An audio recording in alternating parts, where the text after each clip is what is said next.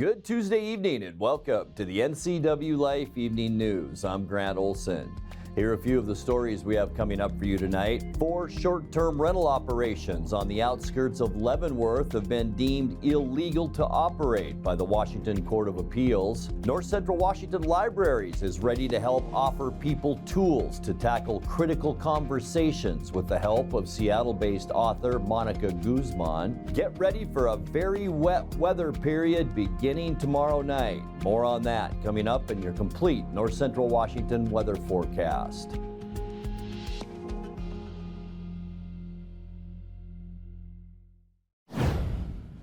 A Douglas County jury took just over 2 hours to convict Dalton Scott Potter yesterday of first-degree murder and 6 related felonies in the shooting death of Alyssa Ann Longwell.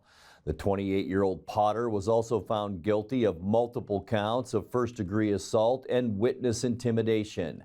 Potter's one-week trial focused on the events of January 21st when he fatally shot the 38-year-old Longwell on the shoulder of Badger Mountain Road and then opened fire on 2 witnesses traveling nearby.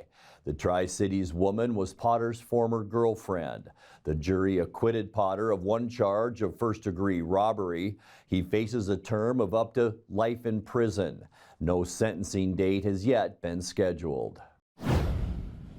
4 short-term rental operations on the outskirts of Leavenworth have been deemed illegal to operate by the Washington Court of Appeals. All 4 commercial STRs house visiting guests in Leavenworth's urban growth area where city zoning rules apply. They operated throughout the 2000s despite the city's little enforced ban on STRs. And when Chelan County changed its ordinance in 2021 to strictly regulate those rentals, they applied for exemptions. The county and its Superior Court turned them down, and today the Court of Appeals did the same, saying the businesses were already operating illegally when the county law changed 2 years ago.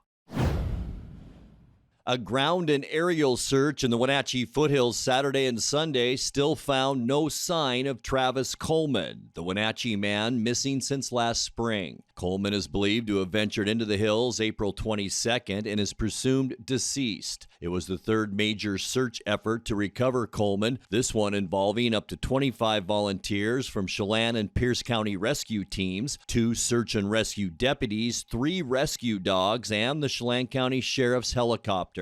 The operation scoured the area from Castle Rock to Fairview Canyon but found no sign of Coleman's body and no evidence pointing to its location. Anyone with information that might help the effort is asked to call the Wenatchee Police Department.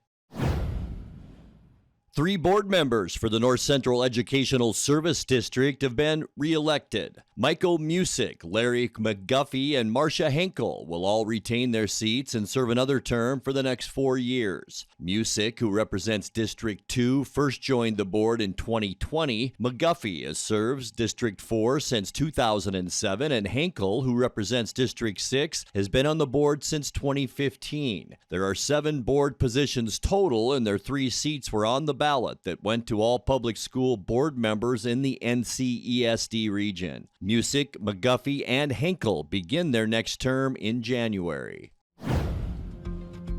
When we come back, the Washington State Public Works Board recently approved $4.3 million to fund emergency infrastructure projects across 3 communities, including Leavenworth and East Wenatchee. And the Chelan Douglas Action Council received $575,000 to fund 25 AmeriCorps workers.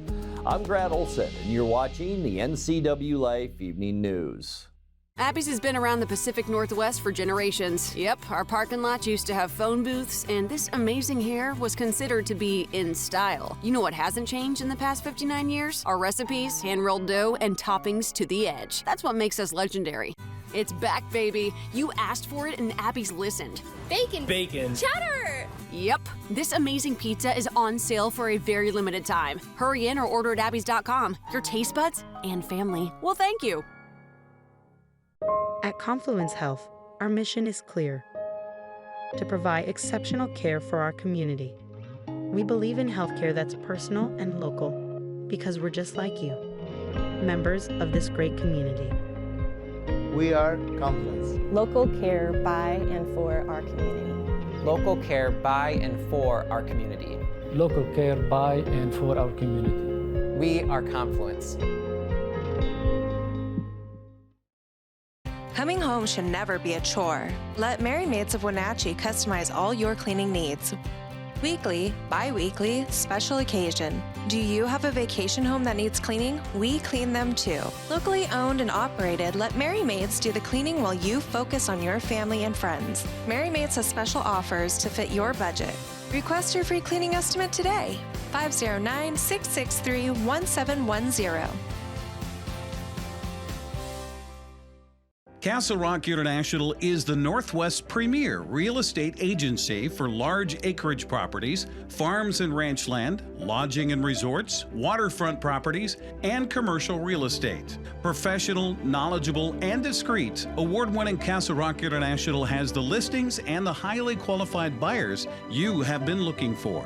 Contact John McNamara at Castle Rock International today, or visit their website for more information about this outstanding local company. The Washington State Public Works Board recently approved $4.3 million to fund emergency infrastructure projects across 3 communities, including the city of Leavenworth and the city of East Wenatchee.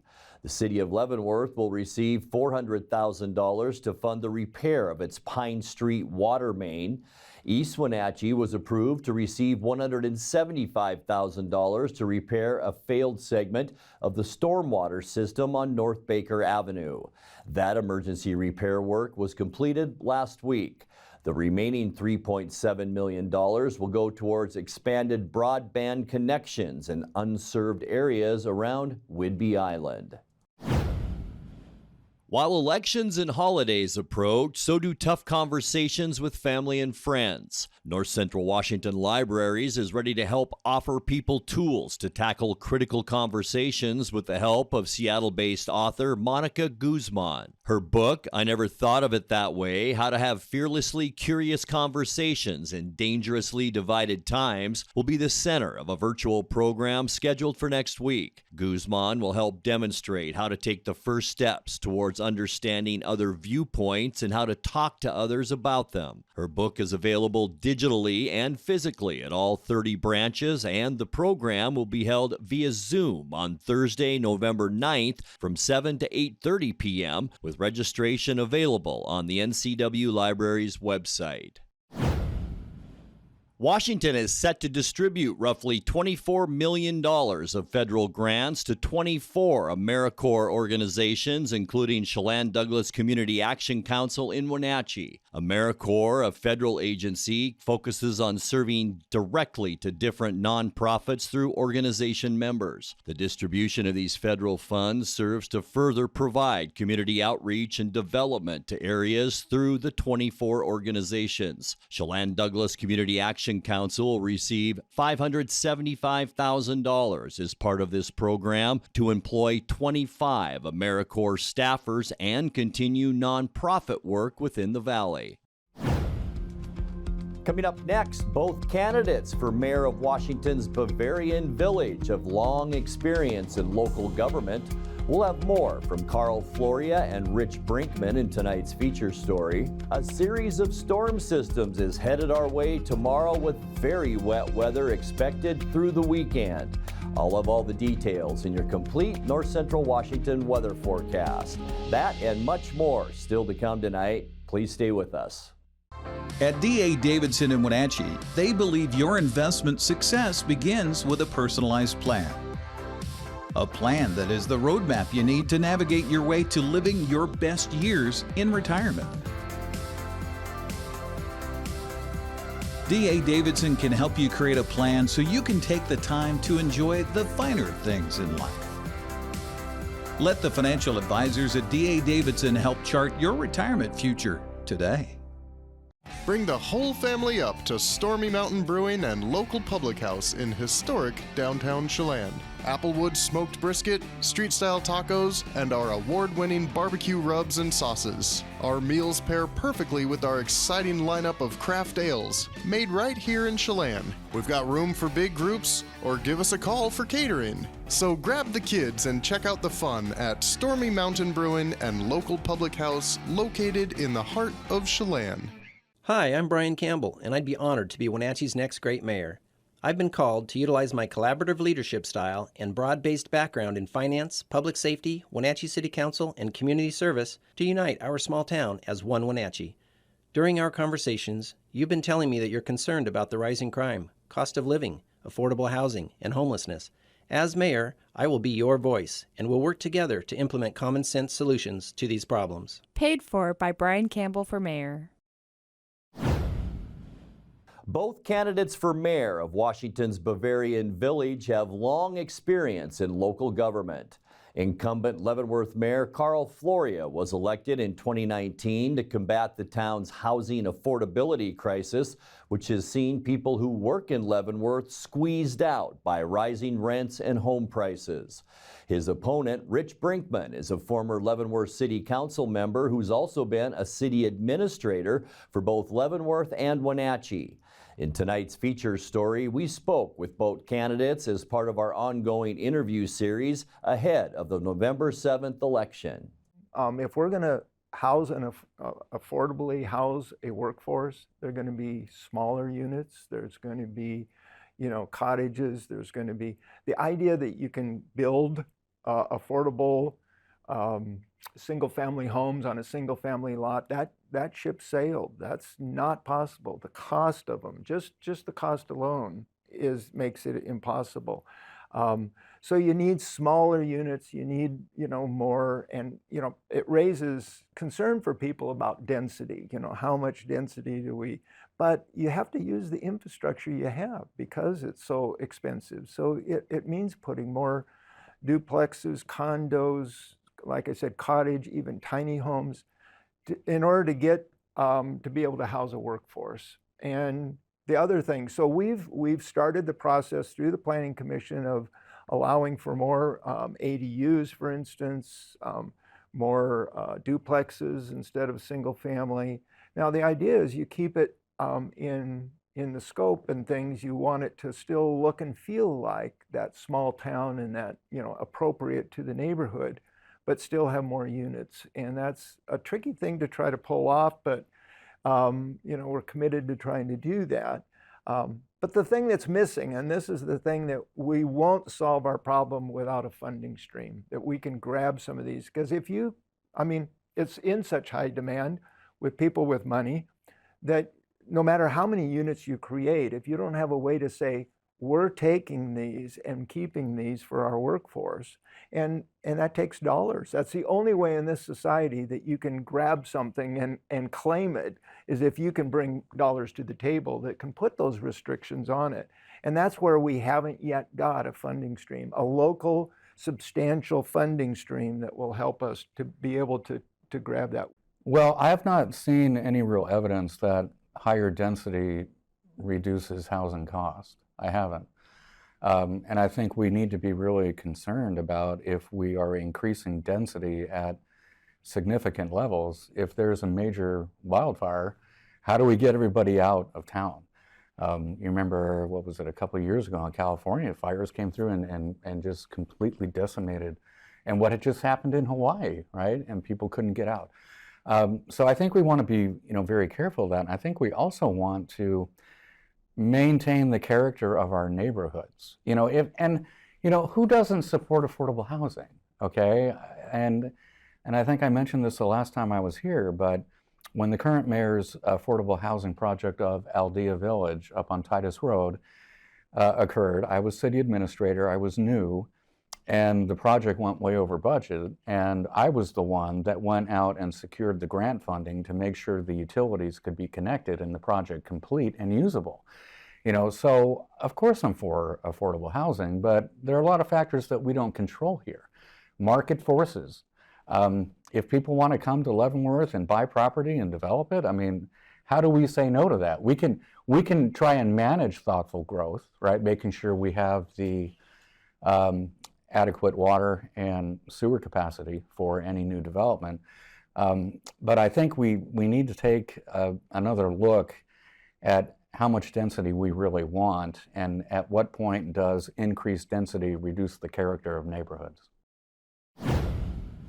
Let's take a look now at your North Central Washington weather forecast. Another cool one out there today with a mix of clouds and sun. This is the shot looking back at the Wenatchee Valley from our Omi Gardens Sky-Fi Tower camera, and even a little bit of haze, probably from all the chimney use today with those cold temperatures and maybe some wood stoves around the area. Also, some burns happening, so that kicked up a little of that haze today, but boy, it was cool, and we've got some wet weather headed our way. We talked about a series of storm systems last night in weather, and it's going to come to fruition beginning tomorrow night. We're going to see beneficial rain for almost all of the inland Northwest. Here we are, Winthrop, Omak, Wenatchee, and Moses Lake. By the time we get into Sunday, we could see anywhere from a ½ inch to an inch of precipitation, and boy, that just goes up. The farther east you go into eastern Washington, some areas could receive up to 2½ inches of rain. So we're going to see a lot of wet weather, and it's beginning tomorrow night. We'll get to that in a second. But first today, high temperature wasn't very warm once again. 45 degrees our high on this Halloween. 51 is our normal high for this time of year. 74 our record, and that was set in 1967. It was a cool start too. 27 this morning. That's 8 degrees below our normal low of 35. 15 our record. It was a chilly one back in 2002. Sunrise 7:43 and sun sets on this Halloween at 5:45. All right, let's check those temperatures as we get you into Wednesday. A little bit better. We're going up about a degree a day here. 48 for Moses Lake and Ephrata. 47 the high temperature in Quincy tomorrow. 46 for Wenatchee and Entiat, 45 for Kashmir, and 42 the afternoon high temperature up in Lake Wenatchee. All right, let's get you to tonight. Partly cloudy skies. We are seeing a ridge of high pressure. It's a dry ridge, and it will be moving as this area of low pressure begins to push onshore. Partly cloudy, lows tonight in the mid-30s, so a little bit warmer tonight with that cloud cover. For Wednesday, cloudy skies. Not going to see a whole lot during the daytime hours on Wednesday, but boy, as we get into the evening hours, here we go. This is late night Wednesday, and the orange, or you should say the goldish green colors, is heavy precipitation. The rain for Thursday will mainly be in the morning and then some scattered showers in the afternoon on Thursday. High temperatures in the lower 40s, and look at the size of that next storm system on Friday. Mostly cloudy, not so much rain during the day once again for Friday, but as we get into a late night, we will see once again showers begin to move up into the Wenatchee area. What's good is temperatures will warm up into the low 50s for Friday, and then on Saturday, unfortunately, big football playoff game at Eastmont. We're going to see lots of clouds and possibly even heavy rain at times Saturday afternoon. High temperatures will be in the low 50s, so that will once again be a plus, but boy, it's going to be a wet one Saturday. For Sunday, cloudy skies, and then, yeah, more evening rain showers expected as we end our weekend. High temperatures in the lower 50s once again on Sunday, and then by Monday, as we kick off our next work week, the area of low pressure will continue to nudge just a little bit to the north. That means mostly cloudy, just some scattered showers for Monday. I think most of the rainy weather will be in western Washington, and we'll stay pretty seasonal as far as highs, with temperatures on Monday right around 50 degrees. All right, let's take a look at your 7-day forecast now. 34 overnight tonight. PM rain likely tomorrow night. Thursday, we'll see most of the rain in the morning. A very wet commute as you head out the door on Thursday, and 43. But look at the temperature jump we take on Friday as our airflow begins to come up from the southwest. Another good chance for late night rain Friday, and then Saturday, it looks like rain showers throughout the day as we kick off our weekend. 51 the high temperature. More late afternoon and evening rain on Sunday rather, 53 our high, and then mostly cloudy with just scattered showers on Monday, with high temperatures then right around 50 degrees. And that's a look at your North Central Washington weather forecast. Coming up next, tonight's sports report with Eric Granstrom and more as the NCW Life Evening News continues right after this. Caught in a conflict? Family? Workplace? Neighbor? Business? Housing disputes? Wenatchee Valley Dispute Resolution Center provides mediation services, a cost-effective and efficient way to provide a written resolution to disputes and issues. Plus, we offer mediation training and community education on conflict resolution and communication skills. Contact us to learn more. Get your favorite beverage and a wide variety of food choices all under one big roof at the Tap Room in Pybus. The Tap Room has the most popular choices for lunch and dinner in the Valley. With unique appetizers, salads, sandwiches, and tasty rice bowls, everybody will find a new favorite dish. Plus many craft beers from Hellbent Brewing, or you can choose wine, cider, or a delightful craft cocktail. Experience the family-friendly Tap Room at Pybus for yourself. It's just what you've been looking for. The Seahawks have pushed all their chips to the center of the table in the last 5 days, bringing in big help Monday on the defensive line. Seattle traded a second-round and fifth-round pick to the Giants for defensive tackle Leonard Williams yesterday. Coach Pete Carroll says he's been a factor every time they've faced him, and he's glad to have him in Seattle. That it's not finalized yet until he arrives, coming in probably by midday tomorrow, something like that. But it's. And what's reported is accurate, out there. What do you like about him? Oh, man, everything. We watched him for a long time, and I've known of him for a good while, Trojan and all that, and he's a fantastic football player.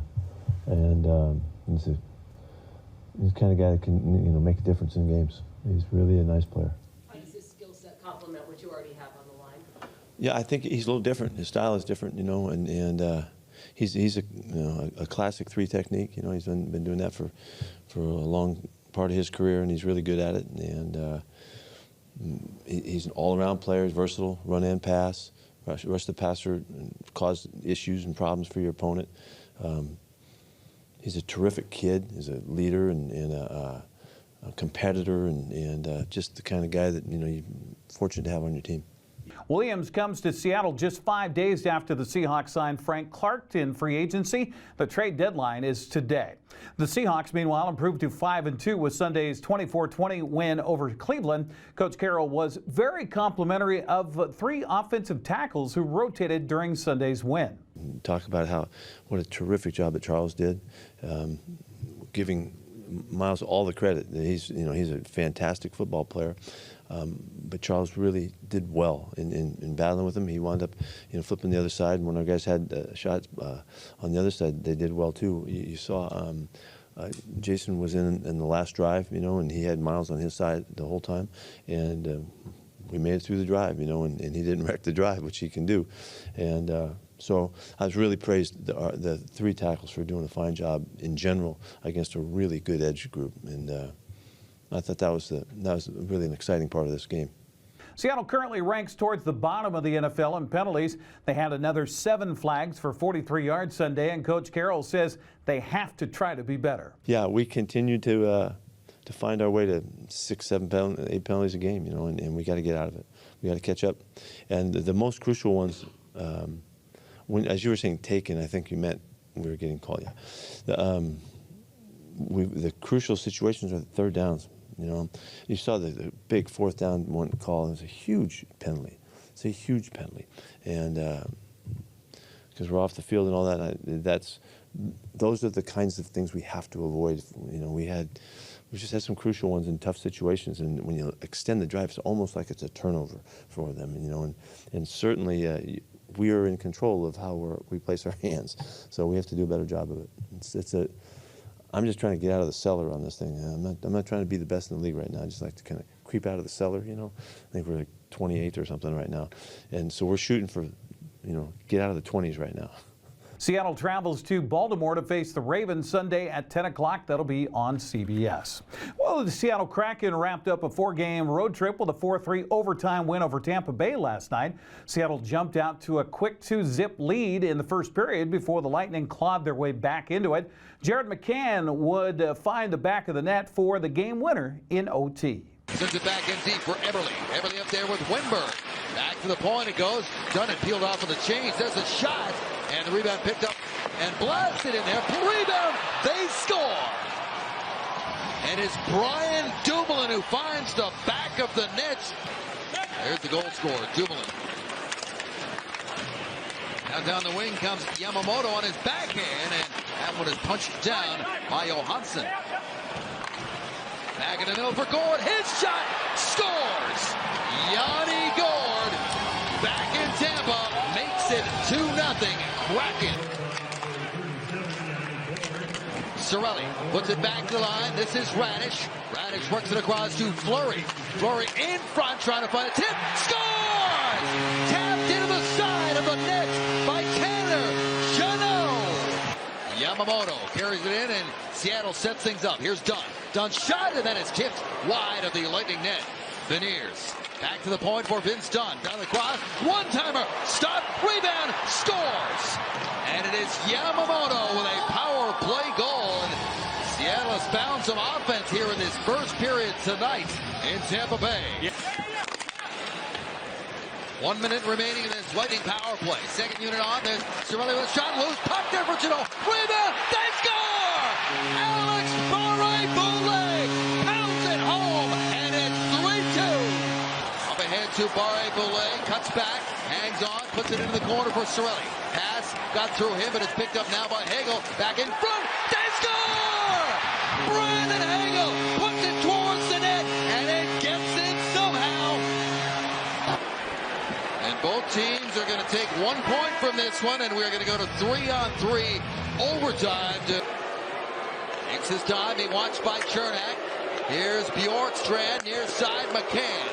He's at a sharp angle, walks it out. All the way up top to Bjorkstrand across to Dunn. McCann shoots and scores. Buries it, and Seattle wins it.